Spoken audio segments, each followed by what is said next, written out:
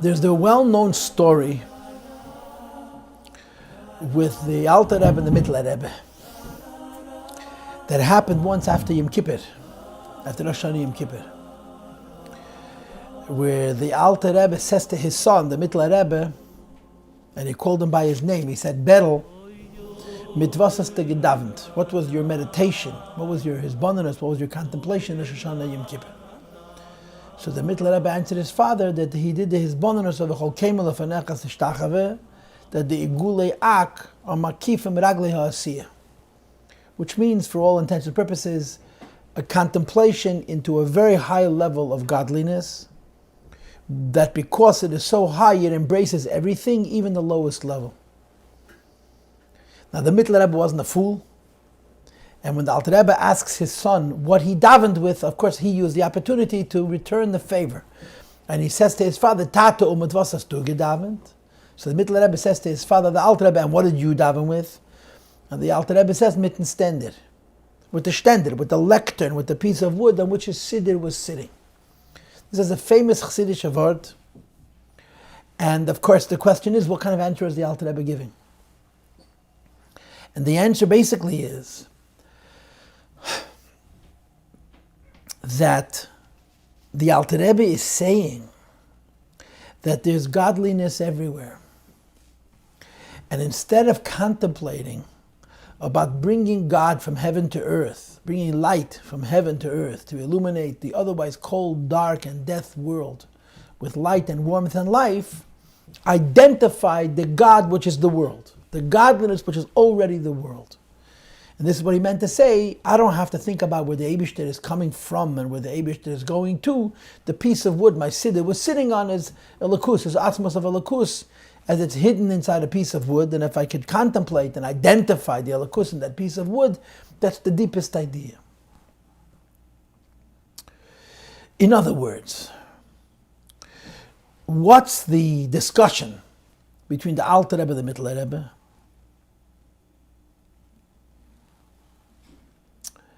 It's the old question, what is the meaning of the word, of the phrase, Gili Elokus? What does it mean to reveal godliness? An plecken getlichkeit, Gili Elokus, to reveal godliness. So there is a standard understanding, there's a classic understanding, and then there's a deeper understanding. The standard understanding is that Gili Elokus is like sunlight. The sun is 93 million miles from the earth. And the light of the sun travels through the emptiness of the atmosphere 93 million miles, and it hits our atmosphere, and it hits our earth, and it gives us light and warmth and life. And that's how we exist, that's how we survive, that's how we keep ourselves warm, illuminated, and fed, nourished, energized.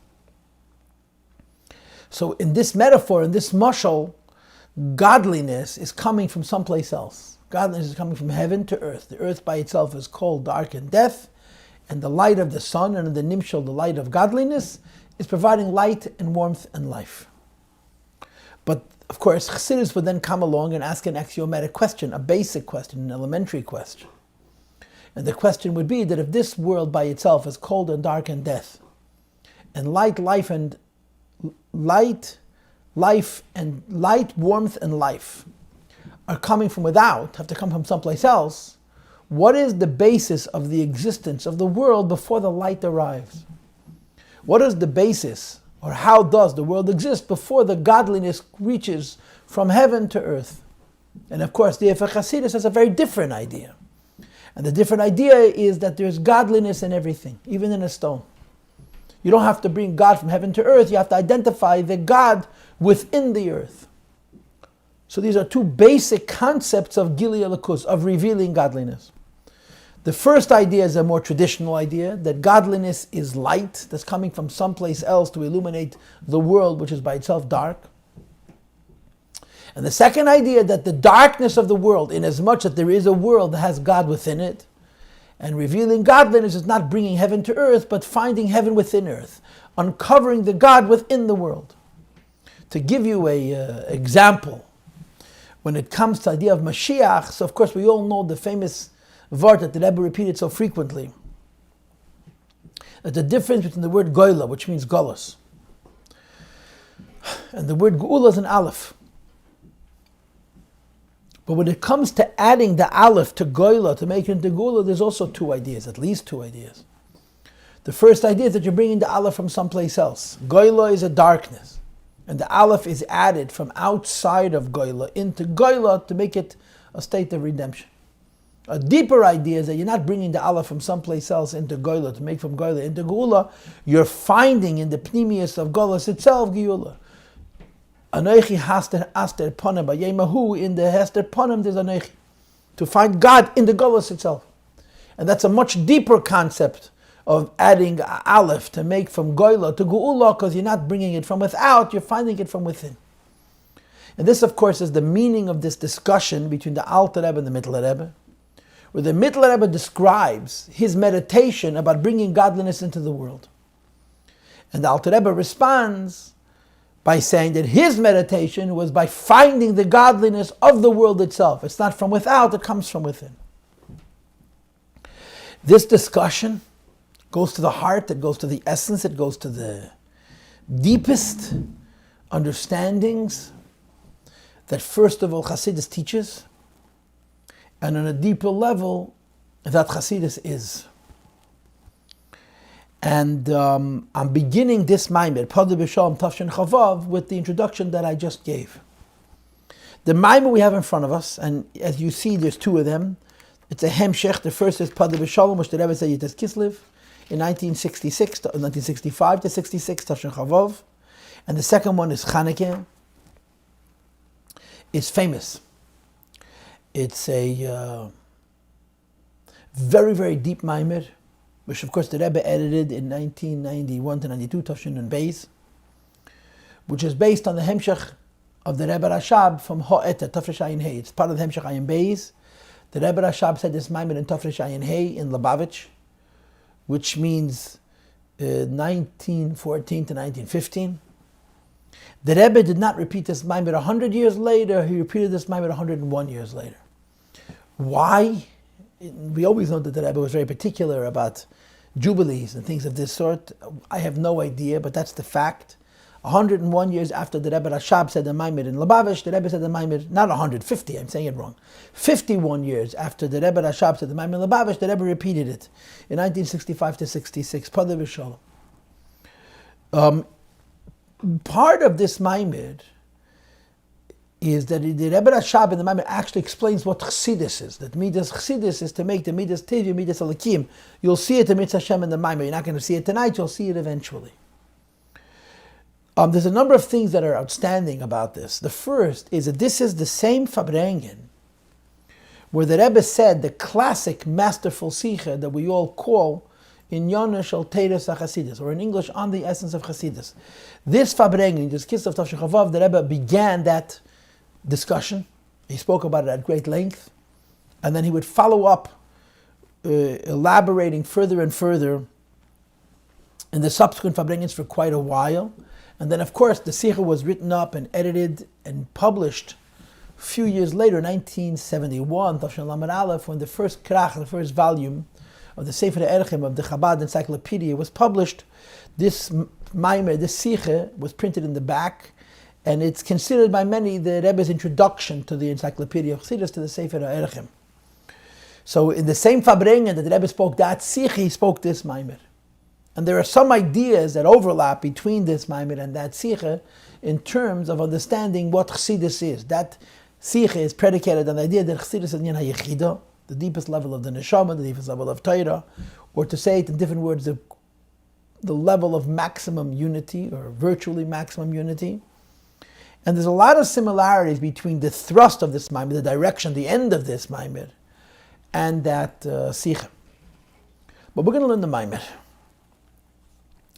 But I want to continue my introduction. In other words, I'm not ready to start just yet. I'm going to continue my introduction by asking a question.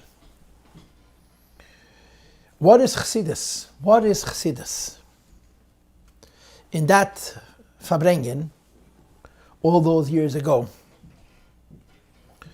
50-something years ago, the Rebbe asked the question, what is Chassidus? And he answered the question, and Chassidus is Yechidah. So obviously I'm not coming to Chas v'Shalom offer a different insight than the Rebbe offers. God forbid. But I wish to use different words to underscore what that means and make a point as a way of introducing the maamar which we have in front of us. And I'll explain to you how I'm asking the question. Is Chassidus milmayla lamato or is Chassidus milmata lamayla? Is Chassidus something whose influence on the world is like a light that comes from without, outside of the world, added to the world? Or is Chassidus something which is coming from within, where nothing is added from without, but rather the world itself uncovers the godliness within itself? Which of these two is Chassidus? That's the question. Or to say it in other words, is the Mittler Rebbe's idea of Chassidus, of Avodah, more consistent with the message of Chassidus, or is the Alter Rebbe's idea of Avodah more consistent with the message of Chassidus? And before you answer the question, you have to understand the dynamics of the question. If we say that Chassidus is about bringing out a light from within, that means Chassidus is about struggle, because the world is dark, and if the world is going to extract light from within itself without an external inspiration, then there's going to be the struggle of the darkness and the light of the world in order to extract that light. The upside of struggle, of course, is pnimius, that it's earned and it's thorough and it's deep. And the downside of struggle is that even when you succeed, success is limited based on the limitations of the one doing the succeeding. On the other hand, if you say Chassidus is a light that comes from without, so it's much more peaceful. There's no struggle. But there's also no pnimius. When light comes from heaven to earth, and it changes the situation on earth, the earth is not changing itself. In other words, the earth is not changing internally, the earth is being overwhelmed by that light. And therefore the question, which is Chassidus? Is Chassidus comparable to light that comes from heaven to earth and gives light and life and warmth to the otherwise cold, dark, and death earth? Or is Chassidus the idea of uncovering the light from within, as the Alter Rebbe said to the Mittler Rebbe? And for the purposes of this discussion, the answer is going to be it's both. Chassidus is a light that comes from without, there's no question about it. Or in the language of this Maamar, Chassidus is Shalom, Chassidus is Torah. But, however, the method of Chassidus, the approach of Chassidus, is that it's a light that shines from without, that touches and extracts and reveals the light that's within. In other words, the idea of Chassidus is to shine light to a place of darkness, but the idea of Chassidus is not to shine light to a place of darkness and that light will transform the darkness, but rather the light of Chassidus is meant to shine to a place of darkness and identify and bore through and bring to the surface the light that's within. So although Chassidus is coming from heaven to earth, it's not the heavenly light that's affecting the world, it's the heavenly light which is triggering a light from within to be brought forward. And that's really the whole idea of Chassidus, which of course explains, amongst other things, the well-known Chassidic expression that the Alter Rebbe said that if he had an option, he would have named the Chassidic movement the Tshuva movement. Because the concept of a chassid is tshuva, meaning to say that his avodah is b'koyach atzmei. What he has is his own effort, which comes from inside himself, which is what the concept of tshuva is. The way the story is told is that when the Alter Rebbe was in prison, he was asked, Hayetochen Chassidim took themselves the title Chassidim, and they gave their opponents the title Misnagdim. It seems very arrogant and self-serving to call your movement chassid and your opponent Menagid. So the Alter Rebbe said, Chassidim believe in Hashgacha Pratis. They believe in the divine hand. Chassidim never take anything for themselves. The name Chassid was given to Chassidim not by Chassidim but by Olam Misha. People who were not Chassidim but were not involved in the Misnagdish opposition to Chassidus looked at Chassidim and said that they're Yerei Shamayim and they're Mahadeh b'mitzvahs and doing things Lifnim Yishuras Adin. They were the ones who gave the Chassidic movement the title, the denotation of Chassidim. And the Alter Rebbe said, had he had his way, he would have named the Chassidic movement Tshuva. Because the idea of Chassidus is a light that shines from without, that arouses the light from within, which is what Tshuva is, a person's own light is being brought out. The Alter Rebbe went on to say that the reason he isn't naming the Chassidic movement the Tshuva movement, because he doesn't want it to seem like those who are not Chassidim are not in the category of Tshuva and by the Tshuva. But this, in short, is how you need to understand Chassidus. Chassidus is an Eir Elyon. Chassidus is a light that comes from heaven to earth. But what makes Chassidus deep is that this light that comes from heaven to earth arouses the light from within and wakes it up. And because it's arousing a light from within and waking it up, Chassidus is truly a tshuva movement, meaning to say it's not about heaven affecting earth, but heaven affecting that earth should affect itself, should wake itself up, milmata lamayla, from the bottom to the top. This is really one of the ways of explaining what Chassidus is. We have a Maamar in front of us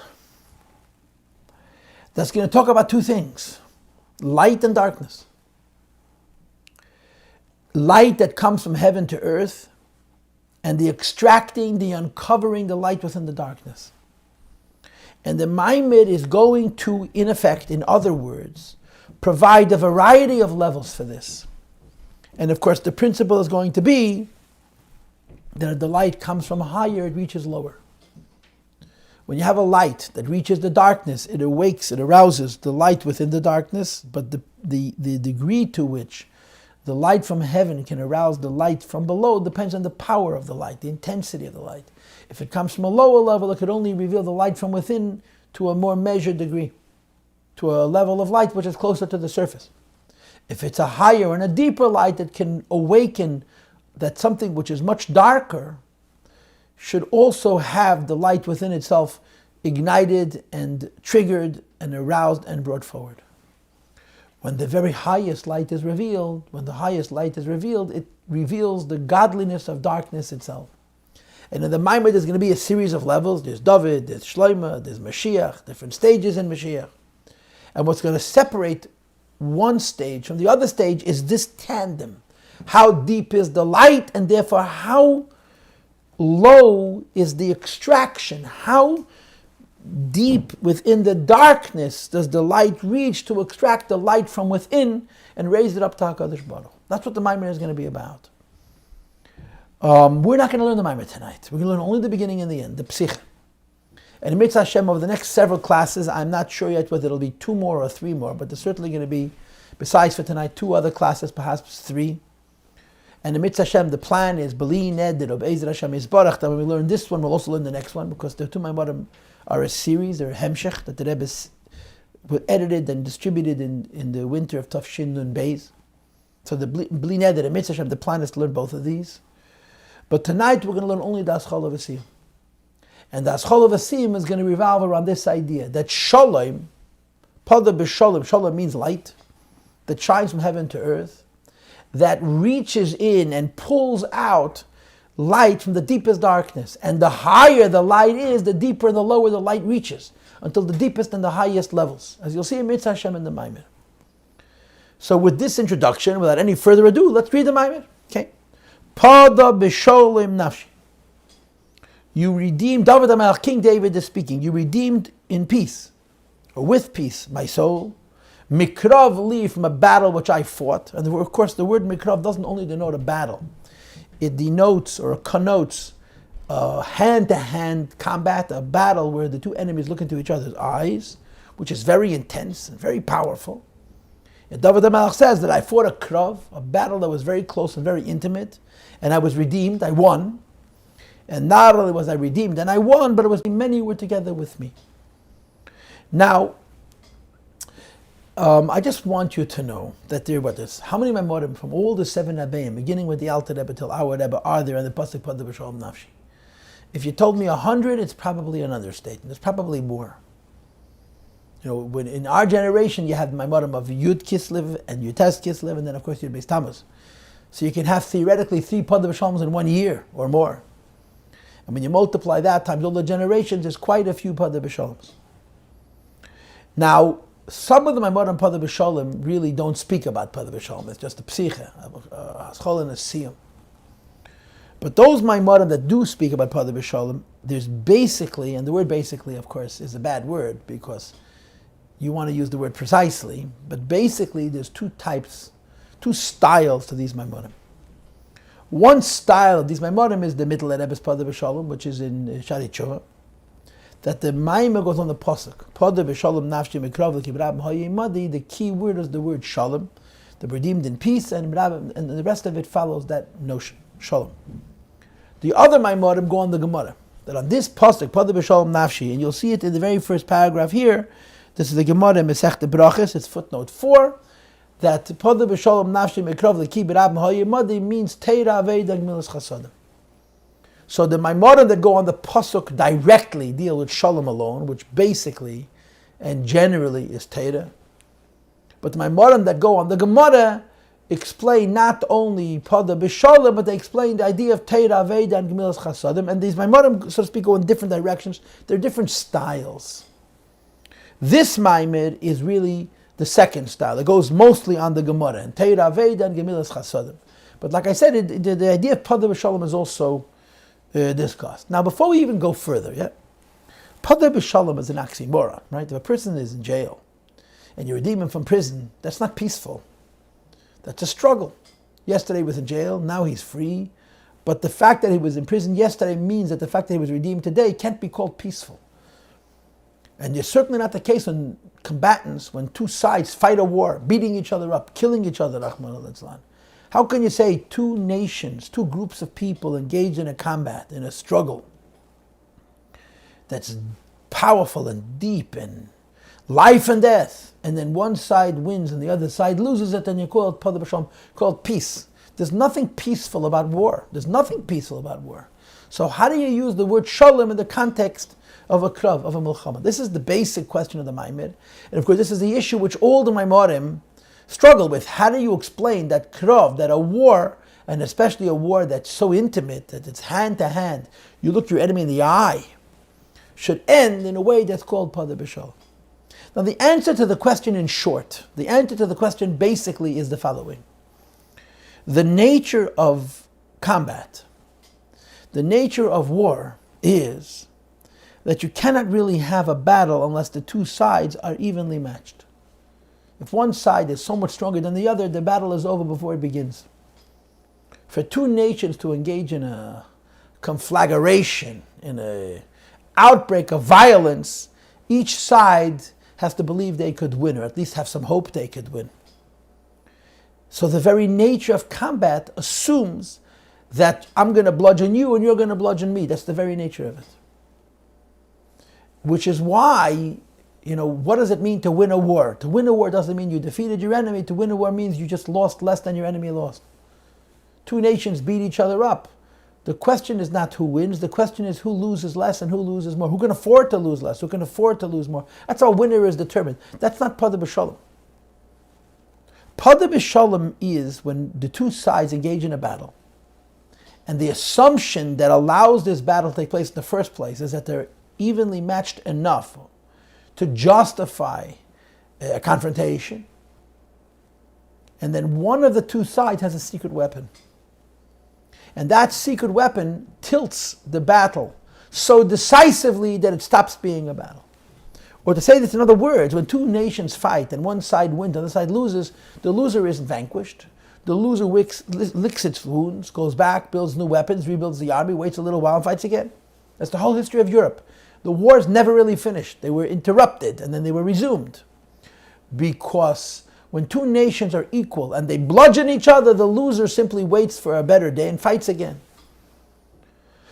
Podoh b'shalom is a very different idea. You have two nations on a battlefield and they're fighting incessantly, they're fighting fiercely. And one of the two sides has a weapon which renders the battle totally unequal. And the simplest example for this would be the atomic bomb. During World War II, millions, tens of millions of people were killed. Both sides, all sides, thought that they would win.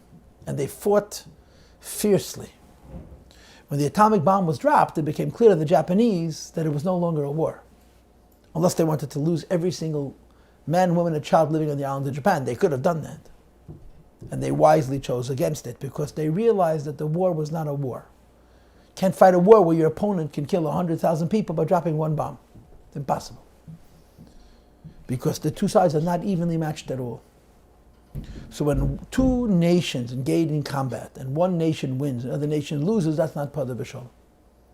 But when two nations engage in combat and one of the two comes up with an armament, with a weapon, with a tool that renders the battlefield totally unequal, the victor is called Podoh b'shalom.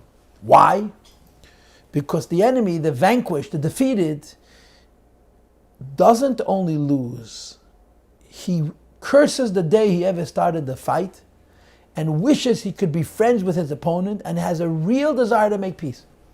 When you realize that you're outmatched by your opponent in a way that renders any effort on your part to fight completely futile, you turn around and you want to be a friend. In the expression which is used in the Maamorim, beginning with the middle of Rebbe's Podoh B'Shalom, Gam Oivav Yashlim Ima. Your enemy wants to be a friend. He wants to be a friend not because he's such a nice guy, but because he sees that it's useless to even think about opposing. And this is where you would use the word Podoh B'Shalom. So long as two nations fight and they're more than or less evenly matched, one wins, the other loses, that's not Podoh B'Shalom. But one side has a secret weapon, that changes the dynamics. And then you have a victory that's coming from war, from blood, that's nevertheless called Podoh B'Shalom because it's so transcendent and so decisive. So now let's talk about this. Who said Podoh B'Shalom? David HaMelech, King David said Podoh B'Shalom. Podoh B'Shalom was said by David HaMelech in his struggle against his son Avshalom, who declared himself the king of Yehuda, king of the Jews, and made a civil war, which of course ended very badly for him, and David HaMelech regained his throne. This happened in the last years of David's life. David was 67 years old when that happened. It was the 37th year of his reign. He lived till 70, and he ruled for 40 years. And what was the story? That David HaMelech said Tilim. That was the secret weapon. That's the Shalom. David's men and Avshalom's men fought fiercely, and they fought to the death. This was a real feud. But David HaMelech sat in the palace. His soldiers would not let him go to the front, and he said Tilim. And his Tilim got into the heads of Avshalom's soldiers, into the heads of his enemies. And the Gemara says in Yerushalmi, Anshe Avshalom mispalalu l'shleime shel David. Avshalom's soldiers prayed for the peace, for the safekeeping of David HaMelech. They wanted Avshalom to win the war, but they didn't want David to be killed. Now, how can you fight an enemy where you're hoping that the king of your enemy's nation survives and thrives and is left alone? And it undermined Avshalom's soldiers' ability to fight with the necessary reckless abandon that a soldier needs in order to be victorious. And therefore, David says, Podoh B'Shalom. Or to say what I'm saying in broader words, we know from Chassidus that the difference between David and Shloimeh is that David is Milchama and Shloimeh is Shalom.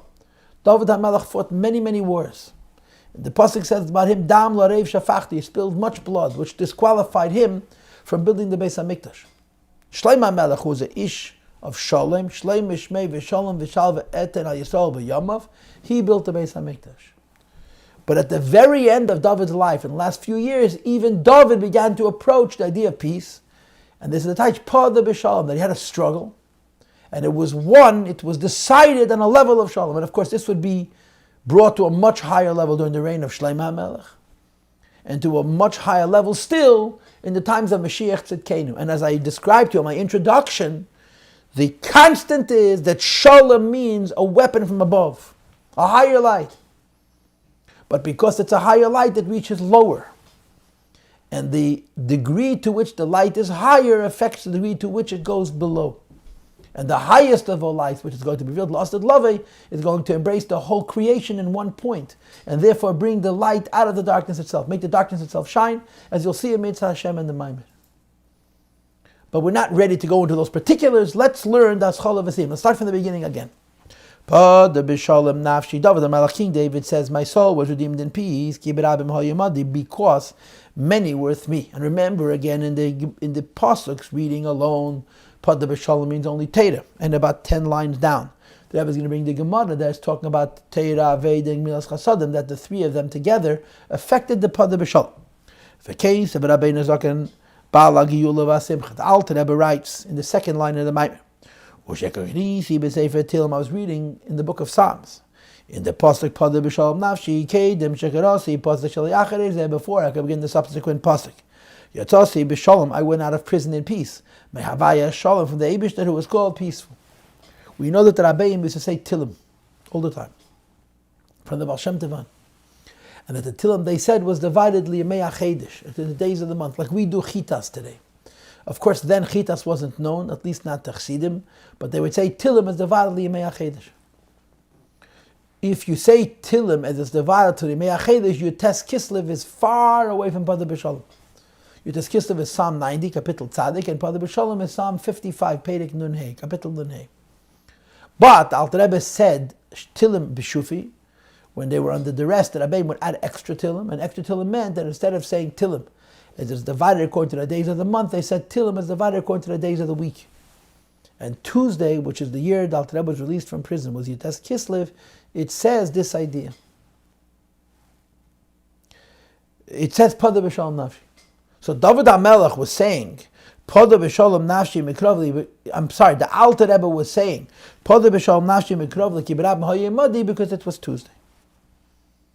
And he wrote a letter saying that as he said that pasuk before he could begin the next pasuk, he was released, and then he goes on to describe how the Goyim acknowledged his victory. And of course the Rebbe explains in the Sichas that the significance of Goyim acknowledging the victory, because Goyim don't have free will when it comes to Yiddish mitzvahs, and therefore there's a psak din shel bezin shel maila that yadach sidim al yena. Says the Rebbe, umizeh moving, which proves the moving mizeh sheteichen hakos of shayach el gos Rabbeinu Azak. The Alter Rebbe's redemption is connected to Podoh b'Shalom, even though Podoh b'Shalom is associated with David HaMelech at the very end of his reign and Shlomo HaMelech and Mashiach. There is an inyan of Podoh b'Shalom in the story of the Alter Rebbe. V'hinei ge'ulas Rabbeinu Azaken, we know that the Alter Rebbe's release from prison was not about the fact that there was someone who didn't like him and put him in jail because he spoke Lashon Hara, but rather it was a kitrug that came from heaven, and the Misnagdim or whoever it was that had the Alter Rebbe incarcerated, they were simply a puppet. But really, in fact, it was a symbol of what's going on Lamaila. Asher sibas hakitrug v'hamayis elamata, the cause for the critique and the incarceration down here, was based on a discussion happening on high about the question of revealing the secrets of Torah, as they were revealed in a way that everybody can understand them. Reach every person. Now we all know the famous story. Alter Rebbe is sitting in jail, and he was visited by the Heilige Magid and his Rebbe, the Baal Shem Tov. And the way the story is told in some places, the Baal Shem Tov said to the Magid, "Zogem ez al zogem Torah." The Baal Shem Tov was not the Alter Rebbe's Rebbe. The Magid was. So the Baal Shem Tov therefore couldn't say to the Alter Rebbe directly to say Torah. He told the Rebbe, the Magid, his Rebbe, the Alter Rebbe's Rebbe, that he should say Torah. And when he finished, the Baal Shem Tov said to the Bezitcher Magid, he's repeating exactly as I said it to you. And then the Alter Rebbe asked them, why am I sitting in jail? And they answered him, because he's spreading Chassidus. So the Alter Rebbe proposed that when he goes out of jail, he should stop. And they said, absolutely not. Whether you should or shouldn't have started is a different question, but now that you started, you should continue. Even more than before, which is, of course, what the Alter Rebbe did. So the Rebbe says, Sibas kitrug v'amaysa lamata. The reason down here there was a critique and an arrest is because on high there was a discussion. Al-dvar afotzas rozei Torah, about dissemination of the secrets of Torah. Be'ezgal in a revealed way, v'achiyagil l'kol echad ve'echad, to reach every person. And the Rebbe concludes, v'kasher hoya psak din l'mayla, lahafetz rozei Torah, when the heavens decided that Chassidus is a right to be in this world and it should be revealed, skip the parenthesis, nizbat lamamela din lamata. The judgment that he was nullified, v'yatzal l'chedes, and he was freed. And we say in conjunction with this story, Podoh b'Shalom. Alter Rebbe sat in jail. That was a combative situation. He went out of jail through much struggle. And we say that the nature of his victory from going out of jail to being a free man is the need from Podoh b'Shalom Nafshi. Says the Rebbe, Mizeh move, and since all of us appreciate that Alter Rebbe's arrest was not about a davar gashmi but a davar ruchni, it explains, Pardon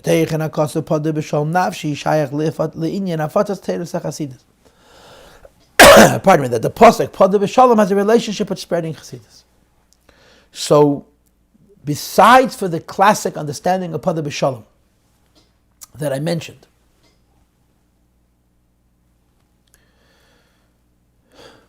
which is that you have a weapon which is transcendent, which is above, which is so strong that it overwhelms any opposition, there is a specific relationship between Podoh b'Shalom and Chassidus, which is reflected, which is indicated in the fact that this is what the Alter Rebbe did, b'kasher with Yutes Kislev. And of course, the Maamar wants to delve deeper into the relationship between Chassidus and Podoh b'Shalom, as you'll see later on in Mitzvah Hashem.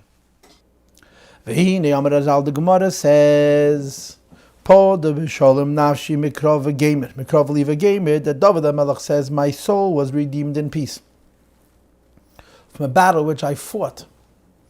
And of course, we explained earlier this was the very end of David HaMelech's life, because that's when they achieved it. Of them, Zog the Gemara says on this pasuk, HaKadosh Baruch Hu, God Almighty says, when a person learns Teda on the level of Asik, and he's involved in doing acts of kindness, right? There's a difference between Gemilas Chasadim and Tzedakah.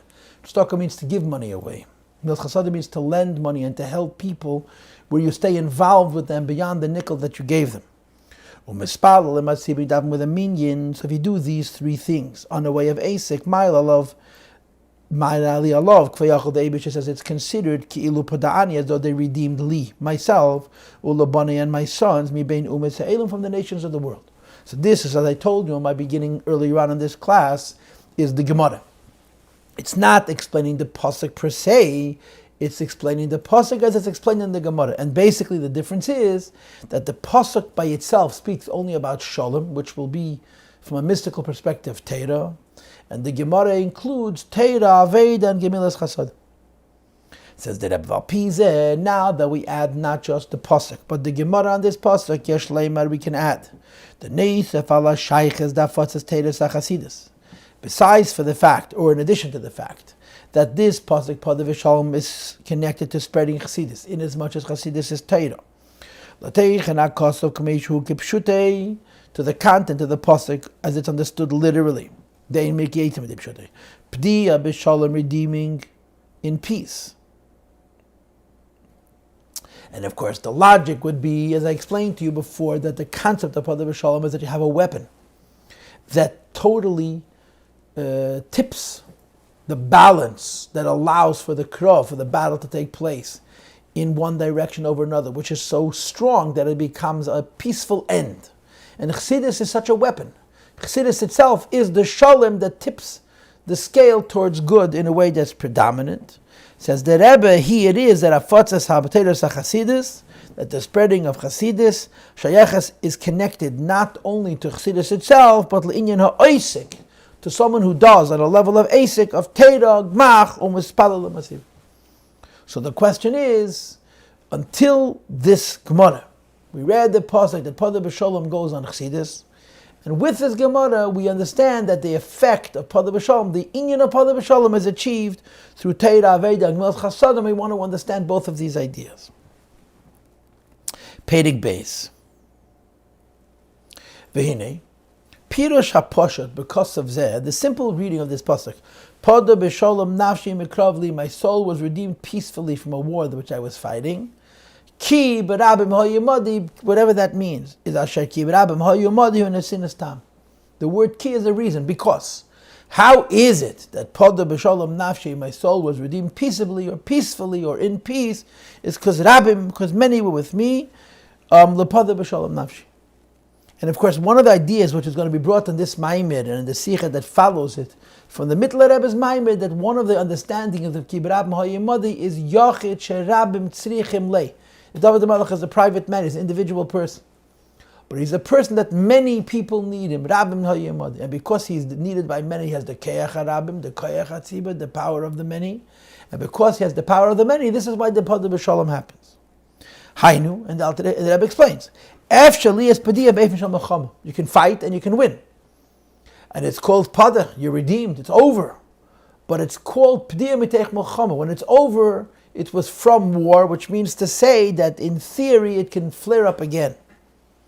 And then there is a Maila B'P'diyah Zu, a Podoh B'Shalom. There's another concept, but there's a war, that one side wins, the other side loses, and there's a redemption of the winner, of the one who defeats the opposition, but it's called Shalom, it's peaceful. What affects that the redemption should be peaceful is key, it's because the Rabim Ha'yemadi, many are with the victor. And the question is this: first of all, Mahu inyan Podoh B'Shalom dafke? What's the concept of doing peaceably? V'hashaychas de berabim ha'yemad lePodoh B'Shalom, and more specifically, that the idea that many are with him, and in this case with David HaMelech or with Shlomo HaMelech, that affects the Podoh B'Shalom. What's the connection between the Rabim and Podoh B'Shalom? It's almost as if you have a third idea, you know. The first idea is that we focus on the word Shalom alone, Podoh B'Shalom. The second idea is that we focus on three things: Teira, Aveda, and Gemilas Chasadim, but not in that order. Teira, Gemilas Chasadim, and Tefillah. And the third idea is that the Rabbim Hayumad affect the Podoh B'Shalom.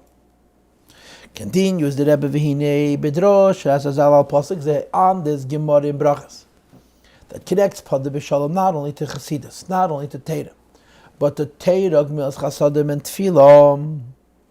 That the Gemara says, and the Alter Rebbe repeats it again. One is engaged in learning and in giving Gemilas Chasadim and davening with a minyan. Pirish Rashi explains on the Gemara that Teira is called Shalom, like it says, V'chol Nesiva says Shalom. And Gemach is called Shalom for obvious reasons, because you're doing a favor to another person. So Teira is called Shalom, and Gemilas Chasadim is called Shalom. So it says Podoh B'Shalom Nafshi.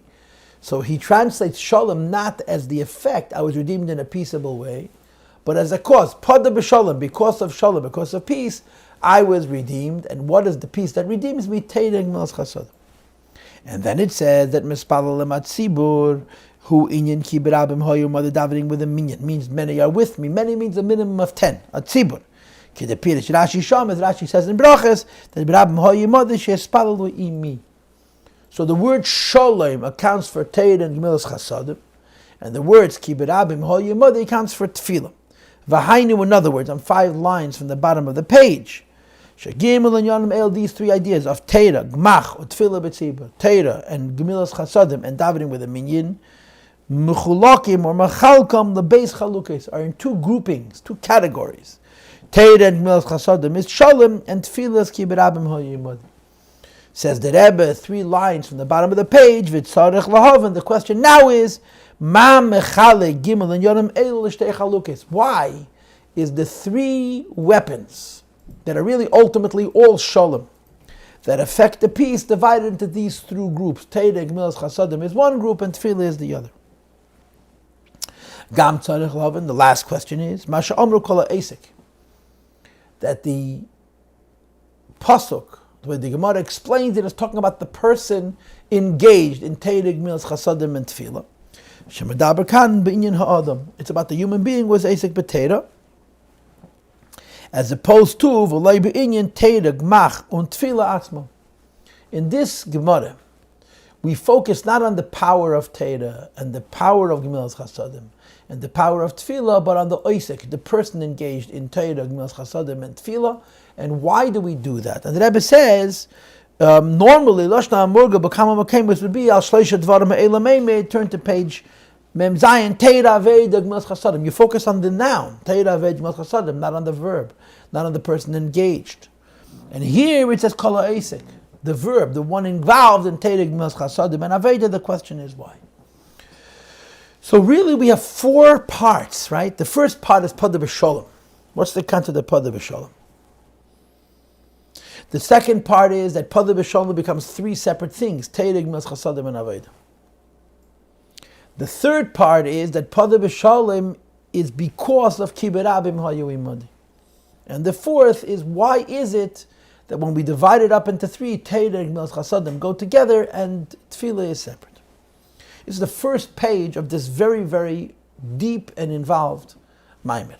Now what's going to happen between here and the end of the Maamar?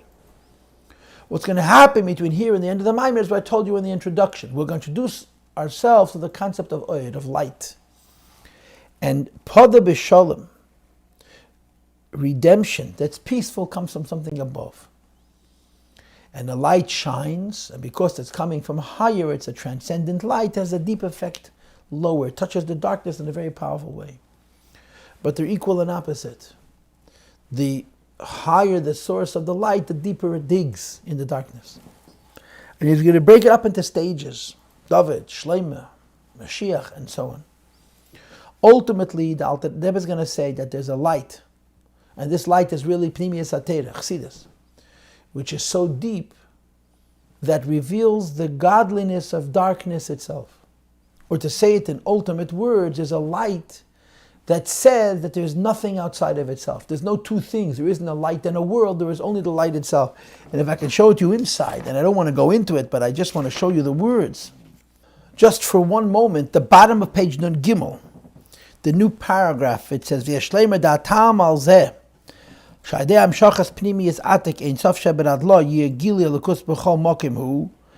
these words. Ki pnimi yisatik, the highest light, who beklolos atzmus ein sof. It's a level of ein sof called atzmus. De lagabe. Now turn to page Nundalid. Atzmus ein sof. When you're talking about the level of ein sof called atzmus, ein shum mitzias shechutz mimena. There's nothing outside of it. Va'adarabah, to be sure, amitasi matzeh hu hametzias shall call it himself. The truth of the Eibishter is the truth of the world itself. In other words, there's a light which is so high that you no longer are going to speak of it as a light shining into darkness. Because the very idea of light shining into darkness shows on a duality. But rather, there's a level of light which is so deep and so high that the darkness itself is, in essence, that light. And that's going to be the ultimate Podoh B'Shalom. So this is how the Maamar is going to develop. Reveal light that elevates, transforms, is mevatel darkness. And the higher the light, the more profound and the more lasting is the effect on the darkness. Till the highest level of light is so deep that it reveals the godliness of darkness itself. That's how this Maamar is going to develop. I'm going to go all the way to Perek Yud Beis, bottom of page Nun Hey, and let's learn the end of the Maamar. Now I'm just repeating one more time that we have 4 issues. The first issue is Podoh B'Shalom. The second issue was the 3 ideas of Teireg, Mels Chasadim, and Tefillah. The third idea is Ki Berabim Hoyu Imodi, that the many are the reason for the Podoh B'Shalom. And the fourth idea is that Teireg, Mels Chasadim are in one group, and Tefillah is in a second group, and the idea of Kol HaOsek, that we don't talk about Teireg, Aveda, Mels Chasadim themselves, but rather we talk about the person doing them. So we continue on Perek Yud Gimel, V'zehu Podoh B'Shalom Nafshi. The idea that the soul is redeemed and peacefully B'Shalom Nafshi. And of course, there are many stages in this, the way it was by David HaMelech, the way it was by Shlomo HaMelech, and so on and so forth. And the ultimate Podoh B'Shalom is going to be when Mashiach comes. V'hainu, this means, Sha'abadiyah B'tachas HaShalom. The redemption is with the ultimate of peace, V'ashlemus, and the most whole and peaceful and comprehensive condition of peace, which means, in other words, that the light which is coming from above, which renders the battlefield unequal and therefore affects that the enemy stops being an enemy completely, gam oivav yashlim imei, which it makes the victory. Podoh B'Shalom is on such a high level, shloi nisha shum menaged klal, there's no opposition, there's no opponent whatsoever. But when you say there's no opponent whatsoever, it's because you can kill the opponent. And it's because the opponent becomes a friend. And in the opponent becoming a friend, there are many levels, until the level where the opponent becomes part of the victor. And he gives several examples. Each of these lines, next handful of lines, is a whole perek in the Maamar itself. Number 1, it's not like when the Aron journeyed in the desert in times of Moshe Rabbeinu. Where it's written Kuma Havaya, that because Havaya stands up, that your enemies are dispersed and the ones who hate you run away. That even though the power of the Aron, the power of the Torah pushes away enemies, says the Rebbe, the fact that this effect of clarification is done, achieved through war. The enemy remains, the one who hates you remains, they run away. So the Aron had a great power, and of course we'll talk about that at length when we visit it in the Maamar itself. And the light of the Torah, which is inside the Aron, pushes away the enemy, but doesn't defeat him, it doesn't destroy him, it doesn't transform him, it just disperses him. Then there's a higher Madrege, Shlomo also achieved the peace. Shlomo HaMelech sat in Yerushalayim, and the whole world came to him because of his power, because of his fame, and because of his influence. Shlomo didn't have to go to where his enemies were, as did the Aron in the times of Moshe Rabbeinu. So they came to him automatically. Still, in the times of Shlomo HaMelech, the light of Shlomo, which traveled and brought sparks of godliness from the whole world to him, brought a clarity rakni tutzes elu, only to the kinds of sparks shahaya behem eza inyan shaleh. There's such a light. In other words, the idea that everything in the world, including Klipa, the spark of the Eibush, that has levels. Shlomo HaMelech's light reached and brought out the light within the darkness, assuming that the sparks had some light of their own. And that becomes higher than Moshe Rabbeinu. And then there's a third level, Ki'im, moreover, Shegam HaNitzutzes, Shenechshechu, the sparks of godliness, which are of Sholosh Klipos Atmeis Lagamar, the most severe Klipos, where the Chaticha Atzmo Nasas Nevela, the darkness itself has become, the light itself has become dark, Yuchel B'Kedusha, included in holiness. Meaning to say that the idea that Shlomo brings sparks of holiness to himself has two levels. The lower level is that it brings the sparks of holiness that are close to holiness. And the higher level, the deeper levels, are those sparks that are so deeply embedded in darkness, as though they themselves have been darkened, they're also brought to Kedusha. So you have the Oren, you have Shlomo being Mavared, Nitzutze Kedusha, Sheyesh Pem Eize Inyan Shaloir, and the idea that Shlomo Melech is Mavared, the Nitzutzes Shenechshechu. And then comes the fourth level. V'yeseiram is there, 3 lines in the bottom. Shegam HaNivra, the creation itself, the darkness itself, Hanif Alatzmei, the world, Leia Peil Shabei, not the spark of Hashem in the world, but the world within the world. In other words, the spark of the Eibishter in a creation, and you redeem the spark from within that creation, the creation is not included in the elevation and the transformation, but that the creation itself, then this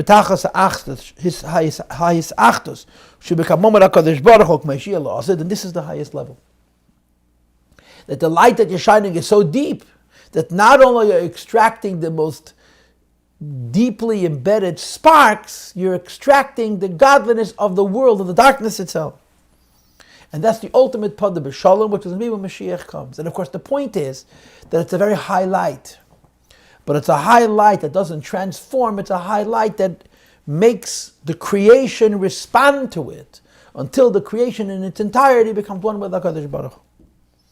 Says the Rebbe V'zehu, once we define Podoh B'Shalom, and I suppose you could say that this was the explanation of the first part of the question. Yeah, Podoh B'Shalom. What does Podoh B'Shalom mean? Now we go to the third part of the question, where it says Ki berabim hayimadi. Zehu mashakasav Ki berabim hayimadi, that many are b'davat hamelach. The reason this pediyah, this redemption happens peaceably, is Ki berabim hayimadi shagam bechinas rab, also the many. Translates the Rebbe Eilush and Imtzayin bebechinas shus harab, those who find themselves in a public domain. K'mayim, but it's Allah postuk, like it says in the postuk Nas Elosh and Rabim, when the Eibishter created man, he said, "Let us make man in plural." And the fact that the Eibishter said, "Let us make man in plural" is Torah. But it sets up the possibility for Klippa to say that there's more than one Rishus. And the Gemara says, Kseif, you have to write. Hashem tells Moshe Rabbeinu, write Nasa Loshe Rabim V'Reitz Litis Yita. Someone who wants to make a mistake, that's his business. That even the perspective that argues Rabim, as if Chas V'Sholem, there's more than one Balabas in the world, Hayemadi joins together in the redemption of whoever it is, David HaMelech, Shlomo HaMelech, Mashiach, and so on. Shemisachtem b'tachas achtas, they join together. V'zeu ki. You see, Podoh B'Sholem nafshi. I was redeemed peaceably. In other words, the redemption came from a higher light, which affects that the struggle is won in a way that it's not a struggle anymore. The enemy is vanquished and transformed, and therefore it's called peace. Has to do with ki b'rabi, because many are with me. Who nesinas tam al Podoh B'Sholem. The reason the Podoh, the pidyon, is peaceful is because the b'rabim hayimadi. In other words, shapadiyah b'shalom. When is the redemption peaceable? When dafka idezeh, only through the fact shegam bechinas rabim, even when the many, meaning leirak nitzutzes de kedusha, not only the sparks of holiness, kiyim gam eloshem bechinas rabim, the diversity of the klipa of the world itself, hayimadi kam ta HaKadosh Baruch Hu, like the Gemara says about Anshe Avshalom that espalu over David, like I said earlier in the class. So how do you teach? There's a koyach of shalom that's so powerful that transforms Rabim into being one with HaKadosh Baruch Hu. But ki b'rabim hayumadi means something deeper, right? That not the shalom causes the b'rabim hayumadi, but that when the Rabim hayumadi join, you have real shalom. When the darkest klipa, when the world in itself, what he calls the nivra, hanifa loya peil shabei, right? Not the hand of Hashem in the creation, but the creation itself. The Rabbi becomes Loman HaKadosh Baruch Hu, then you have the ultimate Podoh B'Sholom. So we explained the first idea, Podoh B'Sholom, and the third idea, Ki b'rabim hayumad. And the Rebbe continues in the next paragraph, this redemption involves 3 steps, as it says in the second part of the prefix to this Maamar, and in the fourth, which is Teira, Gemilas Chasodim, and Tfilah B'tzibur. Why? Because each of these 3 is Shalom. This paragraph is simply saying that there's Shalom and Teira, Shalom and Gamach, and Shalom and Tfilah B'tzibur. How? The Inyan Esik B'Teira is Pnimiyas HaTeira. When we say Teira, we mean over here Pnimiyas HaTeira, Kabbalah and Chassidus, on the very highest levels, Shi B'chinas Eitz HaChaim, which is the tree of life. Skip the parentheses. Hainu Shahabirur, Shaydei Pnimiyas HaTeira, the way Teira, Chassidus, creates clarity in the world. It's shining a light, but it's shining a very deep light. A light that's so deep that totally transforms, and to say it more deeply, that it extracts the God within the world itself. It's not a war whatsoever. Skip the parenthesis. So the Rebbe says simply, the Gemara says that although basically the Pasuk is speaking about one thing, Shalom, specifically there's 3 weapons, Teira, Gemilas Chasodim, and Avodah, and the Rebbe is going to argue each of them is a concept of Shalom, meaning to say a higher power that transforms. The same is true of being kind. See the language of Malchus the Malchus, right? That's the world within the world, not the Elikus within the world within the world, is redeemed by a light that comes to Pnimiyas HaKesed. And the Maamar is going to talk about Gemilas Chasodim, that it's higher than Tzedakah, Gan Tzarichis. Bottom line is, Gemilas Chasodim, like Torah, is a very transcendent light which extracts the godliness of darkness itself. And then it says Tfilah B'tzibur, the Tfilah B'tzibur, like I said, is Yemei Tshuva, and a Seres Yemei Tshuva does a Gila Pnimiyas HaKesed. So in short, the Torah we're talking about is called Shalom, Gemilas Chasodim we're talking about is called Shalom, and Tfilah B'tzibur is also called Shalom. So this Gemara is explaining that although the Pasuk basically is saying Podoh B'Shalom, specifically there's 3 weapons of Shalom itself: Teira, Gemilas Chasodim, and Tefillah. And the Maamar finishes Valpi the 2 Vanashayich the Podoh B'Shalom L'Gulas Rabbeinu Azak. Now we understand the relation between this Pasuk and the Alter Rebbe's redemption. Because the Alter Rebbe's redemption was not about saving his life, it was about the revelation of Chassidus. Shenyon, who he was arrested for, and then when he was redeemed, he was permitted to Hafatza Samayonis Chutza, spreading Chassidus to the outside. And of course, like the Rebbe emphasizes, the Mayon, the fountain itself, comes to Chutza. The Inyan Hafatza Samayonis Chutza, what does it mean that the fountain should reach the most remote place? Shegabachinas Malchus Sheba Malchus, that the level of world within world. On the lowest level, the fountains should reach. And he explains, not only is water coming from the fountain, and because it continues to be attached to the fountain, it's called living waters. The fountain itself comes to Chutza, and it transforms the darkness of the world itself with the godliness, which is Pnimiyas HaTeira and Chassidus. So the Alter Rebbe was revealing Chassidus, and then the subsequent Rabbeim were revealing Chassidus even more. And Chassidus is Torah, but it's the kind of Torah that's so deep that it finds the God within the darkness itself. And therefore his redemption is connected to Podoh B'Shalom. This is the Pshat idea of spreading Chassidus Kosim Adam Al Mashiach comes. Because spreading Chassidus is Pnimiyas HaKesed, which is the highest level, and therefore reaches the lowest level, Malchus Sheba Malchus. V'ukameya Esik, B'teirog Gemilas Chasodim, U'mispal B'tzibur, as the Gemara says, that although in general, the idea of this redemption is called Podoh B'Shalom, specifically there's 3 aspects to it: the Teira of Shalom, the Gemach of Shalom, and the Mispal B'tzibur of Shalom. Asher Aidei said that through this Pada'ani, the Eibishter redeems Liu Lebonei Bein Umas Ha'elam, the Eibishter Kvayachal, and Yidden are redeemed from the whole world. Moreover, Asher Oz Yeh Vesruach Hatuma Av Min Ha'aretz, Hashem removes the spirit of uncleanness from the whole world. And the Rebbe brings the Rambam's pasuk that all the goyim are going to serve the Eibishter as one shchem, as one portion. V'hoya havaya lemelech al kol ha'aretz, v'yemu yihiyah the shem echad u'shemei echad. That's how the Maamar finishes. But there's a sikha, and the sikha is 4 pages. We're not going to learn the sikha in its entirety, but what the Rebbe does in the sikha is he answers the 2 questions that he didn't answer in the Maamar. We explained Podoh B'Shalom. We explained Teirah Gemilas Chasadim and Avodah. And we explained Ki B'Ravim Ha'imadi. The two questions that remained unexplained were the last two questions that the Rebbe asked on the first page, which were why we divided into two groups, Teirah Gemilas Chasadim on one side, Avodah on the other. And why we focus on the person, Isaac, and not on Teirah, Avodah, Gemilas Chasadim itself. So on page Nun Ches, the Rebbe answers the first of those two questions in two ways. And what he says is that Torah and Gemilas Chasadim are both coming from heaven to earth. Tefillah is coming from earth to heaven. And because Torah and Gemilas Chasadim are coming from heaven to earth, and Tefillah is coming from the bottom up, they're put into two groupings. Okay? Look at the second paragraph of page Chaz. I want to do this in a time-efficient way. Al Pi Zeh Yuvan, this is the explanation for Masha Machala Gimel and Yonim Eilu L'Shtei Chalukis.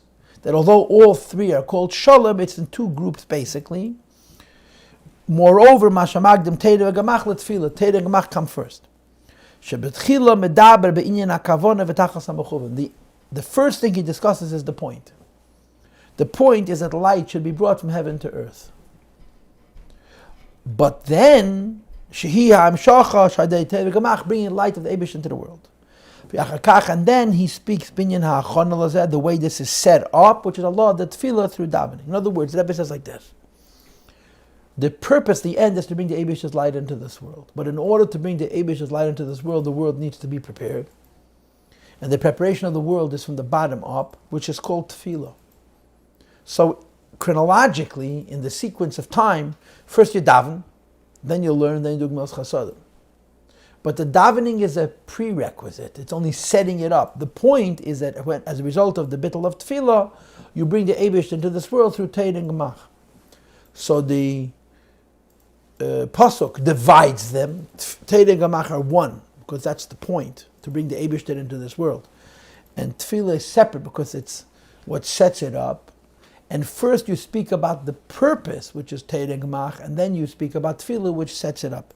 So in other words, even though chronologically the order should be tefillah, Gemilas Chasadim, Teirah, tefillah, Teirah, Gemilas Chasadim, you put Teirah and Gemilas Chasadim first because they're the point and the purpose, and then he says tefillah.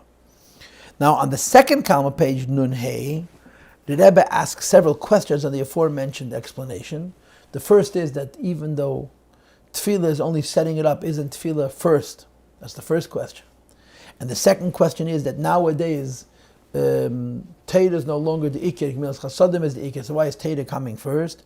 And the Rebbe explains that Teirah is the lowest, Gemilas Chasadim is the second, and tefillah is the highest. You can take a look yourself. But what the Rebbe basically does in this part of the Sikh is explain why the three things, Teirah, Gemilas Chasadim, and tefillah are separate, and Teirah, Gemilas Chasadim are first, because they're the point and the purpose, and tefillah is only setting it up. In the second part of the Sikha, which is Siv Beis, the Rebbe discusses why the Alter Rebbe talks about the person rather than Teirah, Avodah, Gemilas Chasadim. And he says a very interesting thing. Teirah, Avodah, Gemilas Chasadim are meant to have a certain influence on the world. The Isaac, the person, is also meant to have an influence on the world. But in addition to the Isaac, the person having an influence on the world, there is what the person himself is. Look on page Nuntes, first full paragraph. V'hine. B'negel Yanenu, as far as we're concerned, which is Gulas Rabbeinu Azak, and Alter Rebbe is being redeemed from prison, and removing it's understood. Asher Gimel Dvarim Eilu Negel Adam Ha'eved. You're talking about Alter Rebbe going out of jail. So you're not simply talking about Teirah, Avodah, Gemilas Chasadim hypothetically, but how it played itself out in the person, the Alter Rebbe, Hainu Rabbeinu Azakin, Asher Hu Nifta B'Shalom, that he was redeemed. And therefore you say, Kol ha'Isaac b'Teirah. You're not talking about Teirah, Avodah, Gemilas Chasadim per se, but the person who is involved in Teirah, Avodah, Gemilas Chasadim. And then the Rebbe goes on to say that the Alter Rebbe didn't have a minyan in jail. He may have had Teirah, he may have had Gemilas Chasadim, but how did he have Tefillah b'tzibur? So he says the last line of the next paragraph, that Tefillah Yachad Sharabim Tzichem Le'ukmei Tefillah b'tzibur, that the Alter Rebbe was an individual that many people needed, and because the Alter Rebbe was an individual many people needed, he was one that was like many. And this sets up a moedendike vort, a moedendike chiddush. The second question that was unanswered in the Maamar is why we speak about the person who's learning Torah, davening, and doing milas chasadim rather than the phenomena themselves. And the answer that I just gave is because we're talking about the actual Alter Rebbe who was redeemed from prison. But one of the things that came out is that the idea that the Alter Rebbe davened b'tzibur isn't true. Why not? He was alone in jail. So how does a man sitting alone in jail have a tzibur? And the answer is that he's rabbim yochet rabbim tzrichim lei. And this he ties in to something else. What we're about to read, there's something else that he reads. This is where our Maamar converges with the Sicha of Inyan Shoteres HaChasidus. I started the class by telling you that in the very same Fabrengen, the Rebbe said the Sicha, he also spoke the Sicha, this Maamar, he spoke the Sicha of Inyan Shoteres HaChasidus, on the essence of Chassidus. And in that Sicha, of course, he says that Chassidus is Yechida. So look what happens now. Last line, first column, page 1. V'hine. Yodua Pirish Rabbeinu HaZaken, the Alter Rebbe teaches, Ba'lagula v'asimcha. Top of the second column now, Al Maamar Azal, the Gemara kan the Yochid kan the Tzibur. That a whole year, in order for your davening to be guaranteed to be answered, Hein Kil Kabbalah Yimas, you have to have a minyan.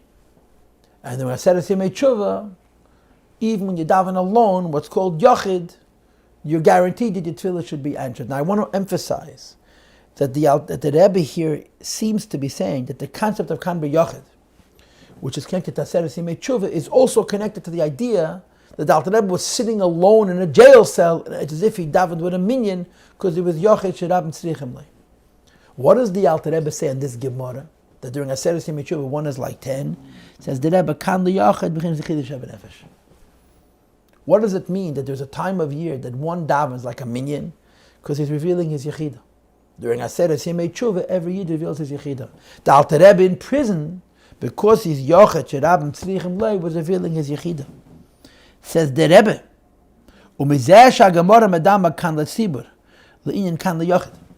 that the Gemara equates the community 10 Yidden davening to a Yochid, which is connected to Yechidah. Davening with a minyan, and the way a Yochid is like a tzibur, including the Alter Rebbe being like a tzibur, is the Madrega of Yechidah. And this is the deeper reason why the Gemara doesn't speak about Teira, Vedic, Milas Chasadim, but speaks about the Oisik b'Teira, Oisik b'Milas Chasadim, and Oisik b'Tfilah, because he's speaking about the kind of Tfilah which reveals Yechidah Shebenefesh. Says the Rebbe, the Binyan Asfiris is Pnimius HaKeser, which is higher than all things. And let's go to the next paragraph. Al Pizeh Yuvan is therefore understood. The Masha Eimer Kan Kol Oisik. We don't focus on Teira, Vedic, Milas Chasadim per se, but the person involved in Teira, Vedic, Milas Chasadim, Shemedaber Negel HaAdam, because the inyan of Yechidah is L'mayla B'Bechinas Elam. Yechidah is above the world. Yechidah is really above Teira, Vedic, Milas Chasadim. It's above everything. And the Yechidah, which is totally above the world, is what brings godliness to the Madrega of Malchus. Shabbat Malchus, the lowest darkness, like it says in the Maamar. V'lachein eini medaber kan b'negel Teira Gmach Utfila b'tzibur atzmam. He doesn't speak about Teira, Vedic, Milas Chasadim per se. V'zei dafen sich optan and uftan and elim, which have a relationship to the world. Kim b'negel ha'adam. Because the person has a level in his neshama in relationship with which there is no world at all. Yechidah Shalei, which is Lamayla Minyan Ha'elim. So by saying Kol Oisik, so first of all he's saying Kol Oisik because we're talking about a person, the Alter Rebbe. And second of all, by saying Kol Oisik, we're revealing an inyan which is above Teira, Vedic, Milas Chasadim, the inyan of Yechidah. And then of course the Rebbe goes on to say that Chassidus is the Madrega of Yechidah, like it says Taka in the Sicha of Inyana Shal Teira Chassidus. And when you reveal Chassidus, which is the Madrega of Yechidah, you make it possible to reveal the Yechidah in the whole world. So this was, we learned very little, right? We learned 2 pages. But I think it was a wonderful class. We learned the beginning and the end, which means we understood the Pasuk, which is very special. And in Mitzvah Hashem, in the next couple of classes, we'll learn what's called in the culture the Biur, the Maamar itself.